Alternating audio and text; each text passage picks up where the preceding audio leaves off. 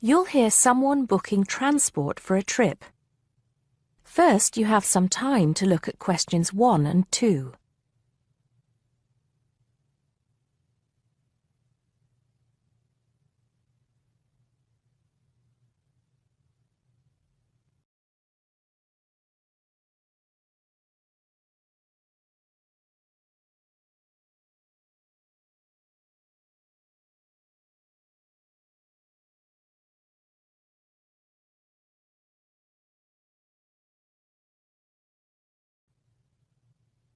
Now we shall begin. You should answer the questions as you listen, because you will not hear the recording a second time. Listen carefully and answer questions 1 and 2. Good morning, Burnham Coaches. Sarah speaking. How can I help you? Yes. Good morning. I'm a teacher at the Down Language School. We have a bit of a problem, and I was wondering if you could help us out. What is the problem exactly? Well, we normally take our students on an excursion at the end of their course. But unfortunately, the coach firm we normally use has let us down. It seems they've gone out of business. I'm sorry to hear that. I suppose you are looking for a replacement. Well, yes. We won't need a very large coach, actually. There will be 30 students and 4 teachers. So that's 34 in all. And what dates did you have in mind? The last Saturday and Sunday of this month. That's the 28th and 29th. The 28th and 29th. Does that mean you are planning to stay somewhere overnight? That's right. Actually, we want to do the same excursion that we do every year. We usually visit Stonehenge, Salisbury, and stay overnight in Bath. It's a historical tour, really. It sounds interesting. Let me just see what we have available. Oh dear, I'm afraid all our coaches are booked out for the 28th. It's the busiest time of the year for us, actually. I was afraid that would be a problem. But you have a coach available for the 29th? Yes, we do. And it's available for the 30th as well, if that's any help to you. I'm afraid not. Sunday is the last day. The students go home on Monday. I think we'll just have to change our plans a bit and leave out Salisbury. It's a shame, but I don't think we can fit in all 3 places in one day. So, you would like to book the coach for the 29th, visiting Stonehenge and Bath, is that right? Yes, I think so. Before you hear the rest of the conversation, you have some time to look at questions 3 to 10.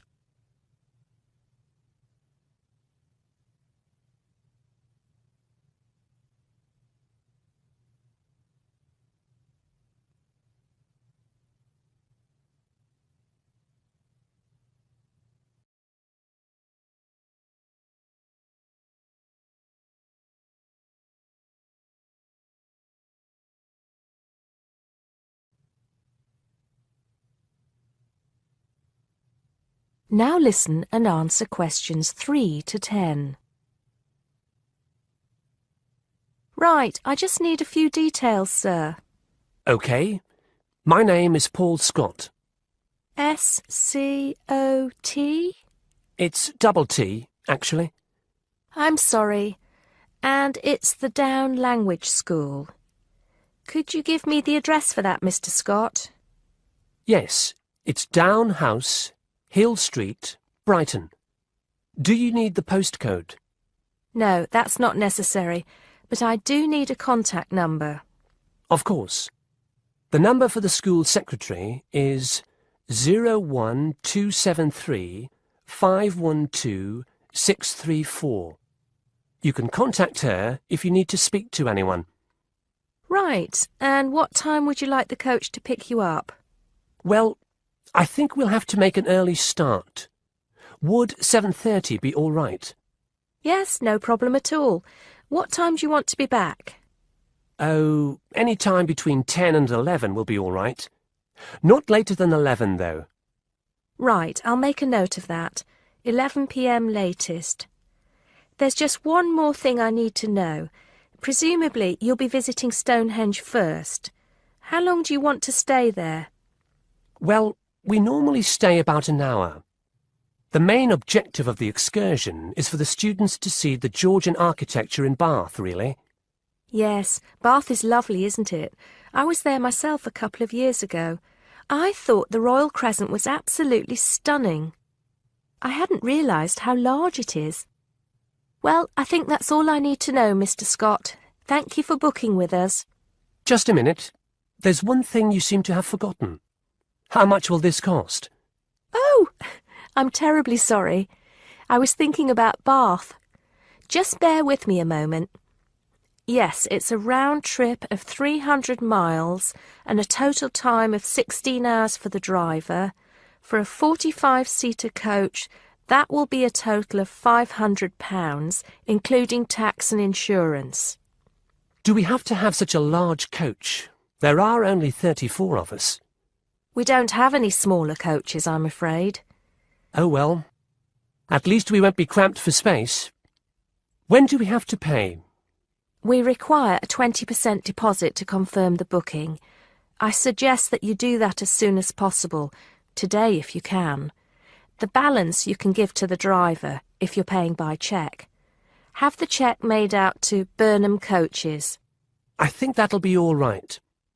I will have to check this with the school accountant, but if all is well, I'll arrange for someone to bring you the deposit within the next 2 hours. That'll be fine, Mr. Scott. Well, thank you very much indeed. Goodbye. Goodbye. That is the end of part 1. Now turns to part 2. Part 2. You will hear the overseas student officer talking to some new students about the arrangements for an excursion to Ironbridge. First, you have some time to look at questions 11 to 15.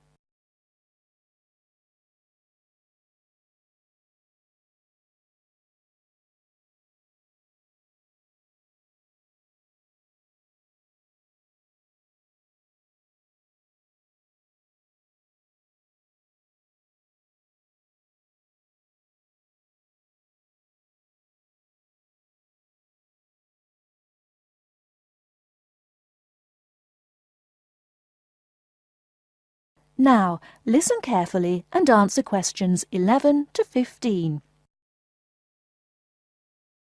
Hello everyone, my name is Pamela Sutcliffe and most of you already know that I'm the Overseas Student Officer here at Salopian Technical College.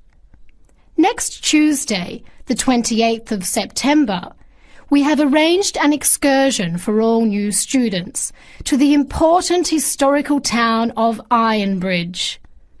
We are hoping you'll all come, because not only is the history of Ironbridge very important and interesting, but also an excursion like this is a relaxed and fun way to get to know each other. Ironbridge is about 55 kilometres from here, and we'll be travelling by the college bus, which holds 40 people. If there are more than that, we'll bring a couple of staff cars as well, though I might ask you to indicate on the list if you have a car and would be willing to take a couple of passengers. The list I'm referring to is up there on the student notice board, and if you would like to come on Tuesday, would you please add your name as soon as possible? By the way, could you please print your name clearly? I know some people have wonderful signatures, but often I'm afraid I can't read them, which can cause problems. So if we need extra transport and you could bring your car, can you tick the car column next to your name? Could you also add your student number and your telephone number, just in case there are any last-minute changes and we have to contact you? The other information I need to give you is about lunch. There's a very nice little restaurant in Ironbridge which gives a 15% discount to the college when we bring groups. That means lunch is only about £4, and they do good vegetarian meals too, so it's usually no problem for those of you on special diets. But if you prefer to eat your own food, that's fine too, either on the bus or in the park. But I'd encourage you to try the restaurant. Now, talking of costs, I should tell you that the bus will only cost you £10, and if you bring your car, we'll pay for the petrol, so you get a free trip in return for driving there. Will you please sign up by Saturday at 6 p.m. at the latest? The list is closed after that. We will depart at 9:30 a.m. sharp on Tuesday morning, so please make sure that you arrive at least 15 minutes before so that you can find a seat and get settled on the bus. Before you hear the rest of the talk, you have some time to look at questions 16 to 20.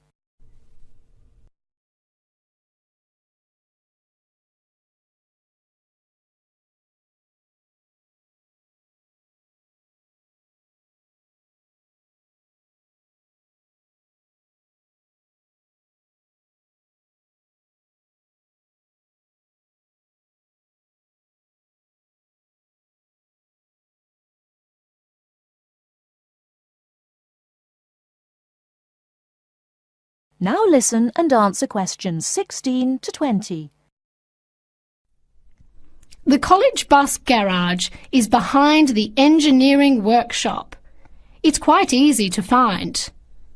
If you come here to the Student Union building, then walk east down the avenue until you get to the childcare centre on your left, and then turn left and walk past the sports centre and the tennis courts, which are both on your left.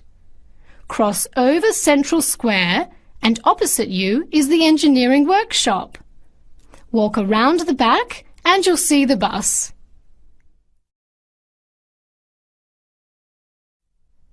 Please wear comfortable shoes, as we'll be walking around Ironbridge and be on our feet for most of the day. Wear a warm jacket, and you might like to bring an umbrella and a backpack to put them in if the weather's warm and sunny, which we hope it will be, but of course we can't guarantee that. Certainly bring your cameras and any snacks or drinks for the bus journey there and back, which should take about an hour and a half each way. You should all check the notice board on Monday, and we'll also put a note in your mailbox to confirm arrangements, so don't forget to check it. Now, why are we visiting Ironbridge? Well, Iron Bridge, as the name suggests, has got the original iron bridge. That is, the first ever iron bridge in the world. It was the birthplace of the Industrial Revolution, and for 40 years it led the world, as Britain changed from an agricultural society into an industrial one. It's hard to imagine today that this pretty, sleepy little tourist town was one of the most important places in England for over a century. Just imagine, 200 years ago, people from all over Europe and even North America came to Ironbridge to learn about what was then the latest technology. Today it is listed as a World Heritage Site by the United Nations, as they consider the unique collection of industrial monuments rank it alongside the Grand Canyon, the pyramids and the Great Barrier Reef.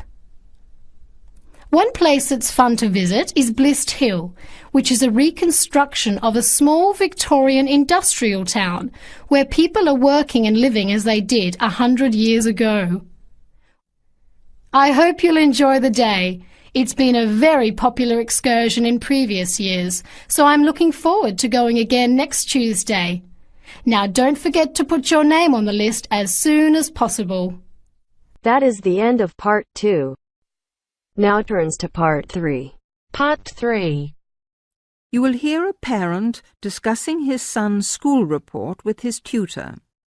Listen and fill in the missing information in the report below. First, you have some time to look at questions 21 to 26.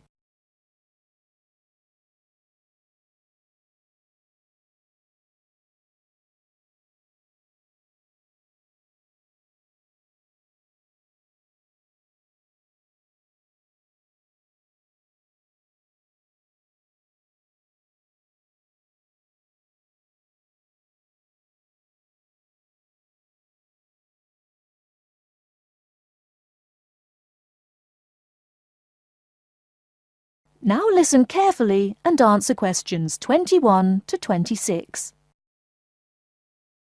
Good evening, Mr. Jameson. Please sit down. Good evening. Now, about my son Stephen's report. Yes, just a minute. Yes, now, what class is he in? Oh, yes, 4E.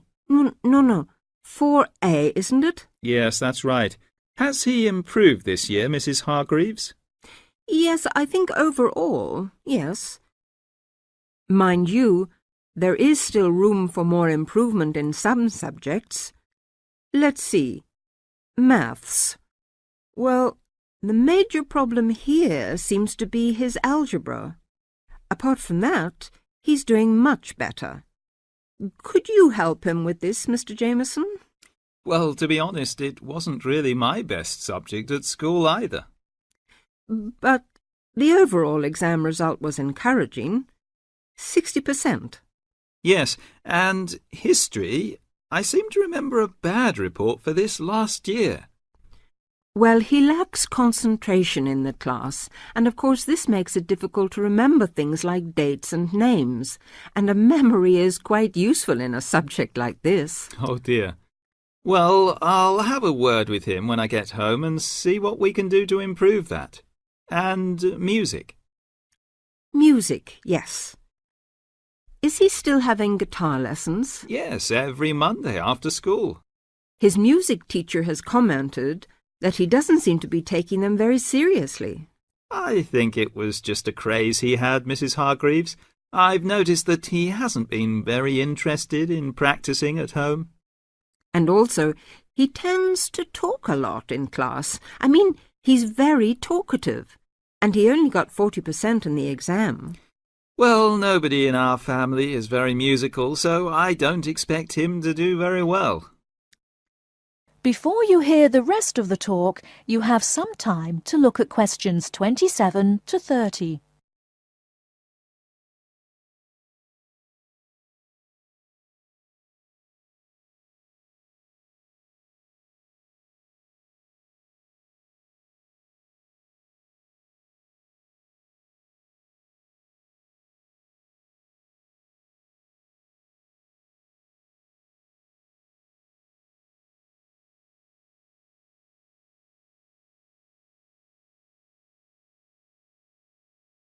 Now listen and answer questions 27 to 30. Looking at his geography result, though, there has been considerable improvement, 64%. Yes, I remember him working at home a lot for some sort of project or something on... now, where was it? India, I think. No, on China. Yes. And it was an excellent piece of work. I saw it myself and was very impressed. And his art classes have also been going better this year. Yes, he became very interested in pop art after the school and went to the local art gallery to see the pictures there. His bedroom wall is covered with posters from the shop. Yes, and 58% is not bad for his exam result, considering how low it was last year. And now French. It seems that he has really taken to speaking a foreign language. We hoped he would, because it's important to know another language these days, isn't it? Yes, quite. That's why we paid for him to go to France last Easter, so he could practice more. Well, it seems to have done the trick. 80% is a very good mark. Now, Mrs. Hargreaves, I'd just like to ask you one more thing about... That is the end of part 3. Now turns to part 4. Part 4. You will hear a postgraduate psychology student talking to other students about a job satisfaction study he has investigated. Before you listen, you have some time to look at questions 31 to 40.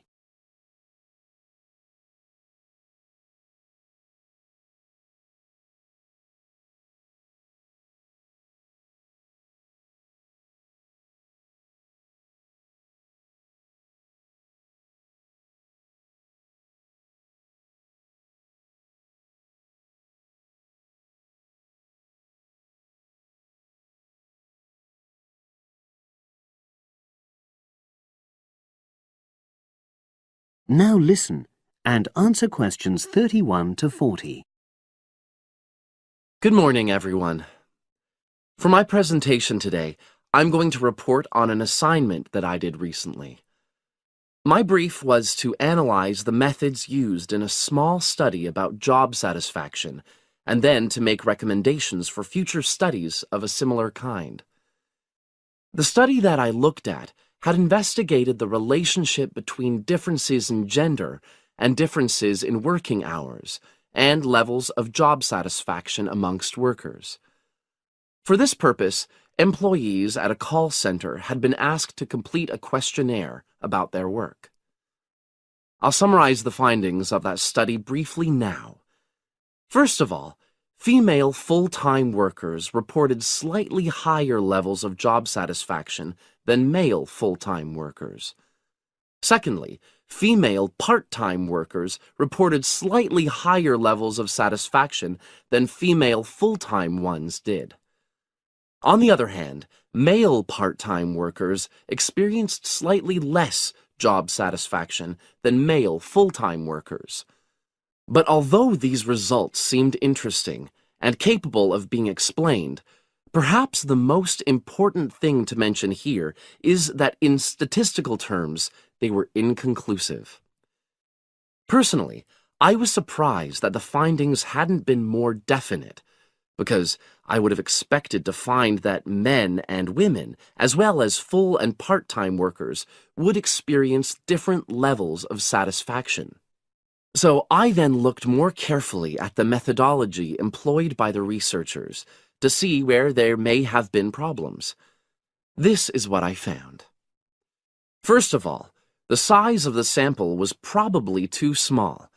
The overall total of workers who took part in the survey was 223, which sounds quite a lot, but they had to be divided up into subgroups. Also, the numbers in the different subgroups were unequal. For example, there were 154 workers in the full-time group, but only 69 in the part-time group. And amongst this part-time group, only 10 were male, compared to 59 who were female. Secondly, although quite a large number of people had been asked to take part in the survey, the response was disappointingly low. A lot of them just ignored the invitation. And workers who did respond may have differed in important respects from those who didn't. Thirdly, as the questionnaires had been posted to the call center for distribution, the researchers had had very limited control over the conditions in which participants completed them. For instance, their responses to questions may have been influenced by the views of their colleagues. All these problems may have biased the results. In the last part of my assignment, I made recommendations for a similar study, attempting to remove the problems that I've just mentioned. Firstly, a much larger sample should be targeted, and care should be taken to ensure that equal numbers of both genders and both full and part-time workers are surveyed. Secondly, the researchers should ensure that they are present to administer the questionnaires to the workers themselves. And should they require the workers to complete the questionnaire under supervised conditions so that the possibility of influence from other colleagues is eliminated. Finally, as workers may be unwilling to provide details of their job satisfaction when they are on work premises, it's important that the researchers reassure them that their responses will remain confidential, and also that they have the right to withdraw from the study at any time if they want to. By taking measures like these, the reliability of the responses to the questionnaires is likely to be increased, and any comparisons that are made are likely to be more valid. So, that was a summary of my assignment. Does anyone have any questions? That is the end of part 4. You now have half a minute to check your answers.